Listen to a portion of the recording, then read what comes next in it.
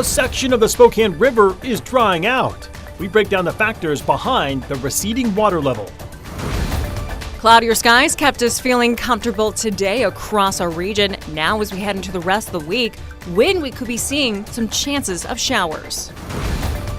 2 high-profile ordinances passed by Spokane City Council last night impacting workers and immigration enforcement.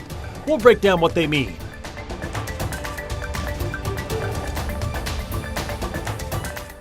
Good evening and thank you for joining us for KREM 2 News at 5 tonight.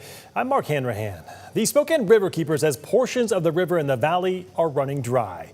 This is between Barker and Sullivan. We saw it for ourselves today as KREM 2 Shannon Mouty was out there getting answers about what's happening.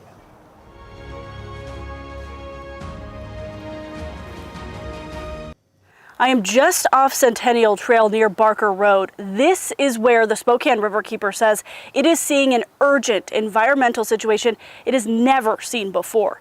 The waters of the Spokane River just gone.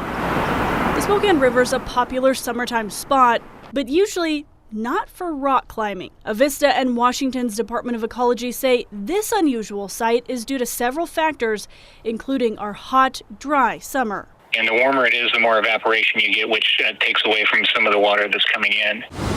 Early this month, Avista reduced flows at Post Falls Dam to the bare minimum 500 cubic feet per second to balance levels at Coeur d'Alene Lake and the river. These summertime reductions often happen, and it does impact river flows, says Patrick Cabbage with Washington Ecology. So while it's not necessarily what we would expect, it's also not it's not without precedent. He says 2007 and 2015 also saw lower river flows.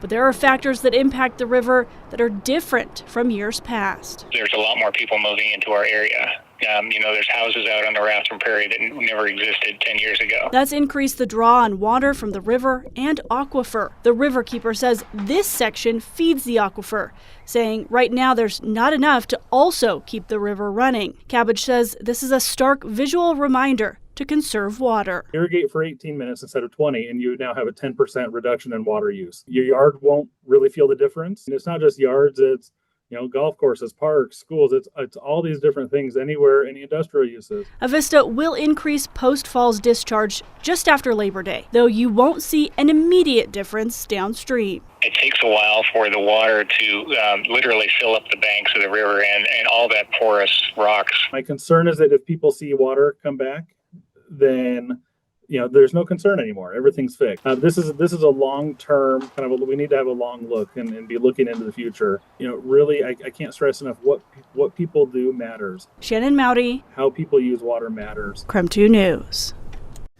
And for more Environment Northwest coverage, including an in-depth look at glacier melt here in Washington, head on over to KREM 2 Plus. Just download the app for free on your TV and watch right now. All right, let's talk weather. Cody, it's been cooler this afternoon than what we initially expected. What can you tell us about the rest of the week? Well, what we're expecting, Mark, is for the most part relatively similar temperatures, maybe a little bit cooler towards our midweek, but it's still going to be rather warm for this time of year, at least above average for us. Right now, as we take a look outside, even though it is a bit cooler compared to this time yesterday and what we were initially expecting, it's still 90 degrees over at the Spokane airport. So yes, cool and feeling cool is relative when you think about it. Right now, though, we've been seeing those partly cloudy skies across the region. That's helped us with our current temperatures. As we take a look around the region, Wenatchee right now is at 85 degrees at this time. 24 hours ago, it was at 99 yesterday. So you can see that we have cooled down quite a bit for some of us, but we're still warm in other places. 97 right now in Omak, so flirting with those triple digits. Now, because of those cooler temperatures, the National Weather Service has scaled back their watches and warnings. These were initially supposed to last until tomorrow night. They're now only lasting until tonight, but still, again, it is rather warm out, so still be safe when we've got conditions like these. Quick check of our air quality right now. We're at 56 AQI at last check for Spokane. Watching that pretty closely because there is a possibility for some smoke to move into our region, as you can see according to our weather models. Watching that really closely. It does look like it'll kind of start to die down a little bit later this week, while keeping a close eye on that. Our overnight temperatures, even though we're a little bit cooler, take a look. We're still only looking to drop down to the low 70s for the morning hours because of those cloud covers, so it's still warm. The next 3 days, though, look to stay mostly in the 80s. More in your full forecast coming up. All right, we'll talk to you then, Cody. Thank you very much. This afternoon, a Spokane County judge decided to keep a stabbing suspect behind bars after he allegedly attacked a woman in North Spokane last night. KREM 2's Amanda Rowley listened in on the suspect's court appearance today. She is joining us live in the studio with the details. Amanda? Last night, paramedics rushed a Spokane woman and the man accused of stabbing her to the hospital. Court documents filed today say the attack followed an argument between the two at her apartment. Now, the woman told deputies she was in her apartment with her friend and her friend's boyfriend, identified as Michael Helms. The woman began arguing with Helms, telling him to leave because she says he was invading her private space. Now, that argument escalated. Helms searched for his car keys and then accused the woman of hiding them. Court documents say he then grabbed a knife and stabbed her in the chest. Helms and his girlfriend immediately left the apartment. Court documents say as they were leaving, Helms threw the knife over a nearby fence. A neighbor called 911. Deputies arrested Helms later that night, charging him with first-degree assault. Now, in the courtroom this afternoon, the prosecutor noted the severity of the alleged stabbing. Mr. Helms is alleged to have stabbed the victim in the chest with a knife as well.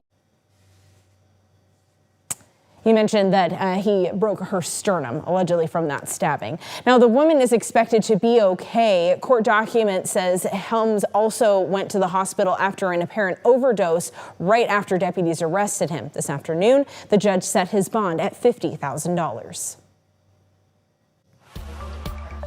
All right, Amanda, thank you very much. New within the last 20 minutes, authorities are sharing an update on yesterday's house fire on the lower South Hill. Investigators say it was started by a window air conditioner that was plugged into an extension cord, which was then connected to a power strip. Crews got that fire under control in just about 20 minutes, but that home was so badly damaged, it can't be occupied. Crews say this is a good reminder to always plug heaters and air conditioners directly into wall outlets. New today, Spokane City Council passed the Safe and Welcome in Spokane ordinance last night. The proposal stops immigration enforcement from entering private community events unless they have a warrant. Supporters say it's meant to make immigrants and refugees feel safer attending public gatherings in the city. A key change in this version of the ordinance expands protections for special events held on city streets. The ordinance itself, should it pass, would open up more options for us, you know, the locations. It's nice to be able to have the event behind the library so central in downtown Spokane. That's a wonderful opportunity for us, and the crowd loves it. So certainly if we could continue with that, that's what we want to do. Special event organizers can now request a non-public designation from the city. Spokane police will document instances where ICE agents or those claiming to be agents appear to be breaking the law. These reports are expected to help track if that new ordinance is effective and provide legal recourse. The City Council also passed the Public Dollars for Public Benefit ordinance last night. It was a crucial decision for local workers aiming to enhance labor stability by prioritizing local workers for city contracts. City projects will now require a certain percentage of Spokane workers for contracts over $5 million.